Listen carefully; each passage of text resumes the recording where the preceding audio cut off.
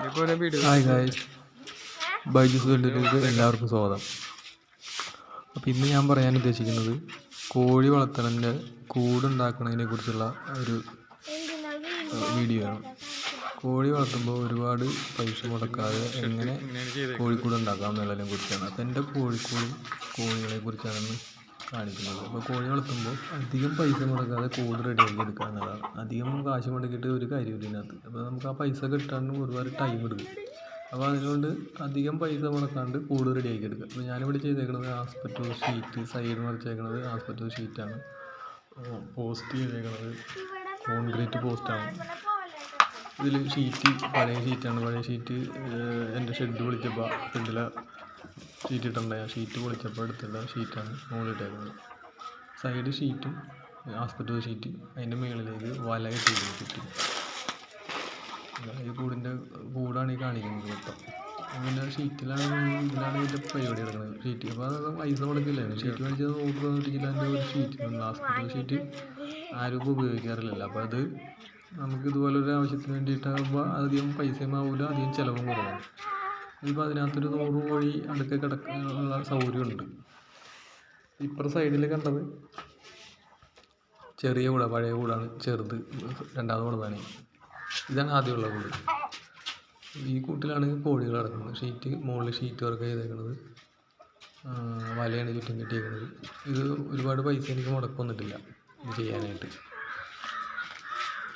അപ്പോൾ അതിൻ്റെ കൂടെ ഇരിക്കുന്നത് ചിന്തയിലൂടെയാണ് ചാക്കിലിരിക്കുന്നത്. കൂടിന് ആവശ്യം വന്നു കഴിഞ്ഞാൽ ഇട്ട് കൊടുക്കാൻ വേണ്ടിയിട്ടാണ് ചിന്തയിലൂടെ വെച്ചേക്കുന്നത്. അപ്പോൾ ആ ഷെഡിൽ തന്നെ എല്ലാ പരിപാടിയും ചെയ്തിട്ടുണ്ട്. ഫ്രണ്ടിൽ തന്നെയാണ് അതിൻ്റെ സംഭവങ്ങളൊക്കെ വെച്ചേക്കണത്. ഇതാണ് ചെയ്തെടുക്കുന്നത്. അപ്പോൾ കൂടിൻ്റെ പുറത്തുള്ള ഭാഗങ്ങളാണ് കാണുന്നത്. ഈ സൈഡ് ഇങ്ങനെ കെട്ടി മറച്ചേക്കണം. അവിടെ ഇത്തിരി വലയൊക്കെ കയറിയ കാരണം സൈഡ് മറച്ച് വെച്ചേക്കുന്നത്. ഇതാണ് എൻ്റെ കൂടിൻ്റെ അവസ്ഥ. ഉള്ളുവശം കാണുന്നുണ്ട്. ഉള്ളുവശം എന്താണ്, കോഴിനകത്തുണ്ട്. കുറേ പേര് മുട്ടയിടുന്നവരുണ്ട്, കുറേ പേര് മുട്ട റെഡിയായിക്കൊണ്ടിരിക്കുന്നവരുണ്ട്. എല്ലാവരും മുട്ടയിടുന്നവരാണ് കേട്ടോ. ഒരുപാട് സംഭവങ്ങളൊന്നും മുട്ടയൊന്നും ഇതിനകത്ത് കിട്ടണമെന്നില്ല. 10-20 മുട്ടയൊക്കെ എനിക്ക് ആകെ കിട്ടുന്നുള്ളൂ ഇതിനകത്തുനിന്ന് കിട്ടുന്നത്. അപ്പോൾ അതുകൊണ്ട് ഞാനത് പല പ്രാവശ്യമായിട്ട് ചെയ്ത് നോക്കിയതാണ്. കോഴി ഞാനൊരു 3-4 കൊല്ലം വളർത്തണം. പക്ഷേ ഇതിനകത്ത് വലിയ ലാഭമൊന്നും എനിക്ക് ഉണ്ടായില്ല. അപ്പോൾ അങ്ങനെ തോന്നിയപ്പോൾ ഇതൊരു വലിയ ലാഭമില്ല. അപ്പോൾ അതുകൊണ്ട് തന്നെ ഒരുപാട് പൈസ ഇതിനകത്ത് മുടക്കിയിട്ട് കാര്യമൊന്നുമില്ല എന്നുള്ള മനസ്സിലാക്കി കഴിഞ്ഞപ്പോൾ കിട്ടുന്ന ലാഭം ഒക്കെ നമ്മൾ ചെയ്യുക. ഒരുപാട് പൈസ മുടക്കാതെ തന്നെ. ഇത് ഇരിക്കുന്നത് അരിയൊക്കെ ഇട്ട് വെക്കുന്നത്, വേസ്റ്റരി, ഡ്രമ്മ്, വിറക്, സംഭവങ്ങളുണ്ട് ഇതിനകത്ത്. ഈ സൈഡിൽ കാണുന്നത് രണ്ടാമത് കാണുന്നത് കൂടാണത്. ഇതിനകത്ത് കള്ളി തിരിച്ച് കോഴി ഇടും. ഇതിനകത്ത് കള്ളിയുണ്ട്, അപ്പുറത്ത് കള്ളിയുണ്ട്, 4 കള്ളിയുണ്ട്. 4 കള്ളിയിലും കൂടെ ഇപ്പോൾ ഒറ്റയാക്കി ഇട്ടേക്കണം, പൊളിച്ചിട്ടേക്കണം. അത് പൊളിക്കാൻ വേണ്ടി വെച്ചേക്കണം, മൊത്തം വലുതാക്കാൻ വേണ്ടി. ഇതൊരു കോഴിക്കൂടാണ്. 1, 2, 3, 4. അതിനകത്ത് ഒരാൾ കിടപ്പുണ്ട്. ഏതൊരു അസുഖക്കാരാണ് മാറ്റിയിട്ടേക്കുന്നത്. എന്തെങ്കിലും അസുഖങ്ങളൊന്നും മാറ്റിയിടാനുള്ള കള്ളികളാണ്. ഇതിലോട്ട് ഒരാളുണ്ട്. അപ്പോൾ ഇതൊക്കെയാണ് കോഴിക്കൂടിൻ്റെ ആവശ്യം. ഇതിന് മുകളിൽ കാണുന്നത് ഇതിന് മുമ്പുള്ളതാണ്.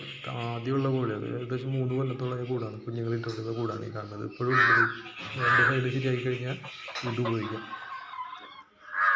കളയാണ്ട് വെച്ചേക്കണത്. പിന്നെ മുകളിൽ കഴുക്കോല കിടപ്പുണ്ട്. അപ്പോൾ അടുത്ത കൂട് പണിയാനുള്ള പരിപാടിയാണ്. മൊത്തത്തിൽ വലുതാക്കിക്കൊണ്ട് ഒരു 200 കോഴി ഇടാൻ പറ്റുന്ന കൂടാണ് ഇപ്പോൾ അടുത്ത് സെറ്റ് ചെയ്യാൻ പോകുന്നത്. അതിൻ്റെ പണികൾ നടന്നുകൊണ്ടിരിക്കുകയാണ്. സമയം കിട്ടാനുള്ള, അപ്പോൾ അത് ചെയ്യാനുള്ളതാണ് മൊത്തത്തിൽ.